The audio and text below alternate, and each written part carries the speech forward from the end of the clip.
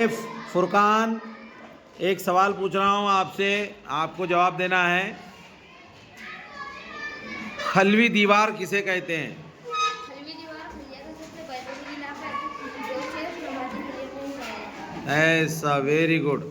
इधर भी लड़कियों में से तुम्हारा, हाँ चलो आ जाओ, आओ पीछे।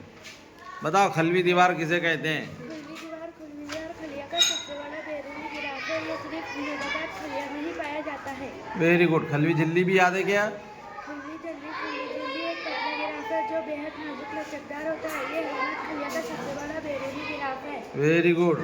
खलिया माया, अरे वेरी गुड। हाँ, खलिया को छोड़कर बाकी हिस्से में माए भरा होता है। हाँ, खलिया माए कहलाता है।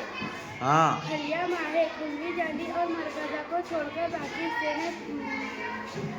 हिस्से में माए दरमियान में पाया जाता है। हाँ, पाया जाता है।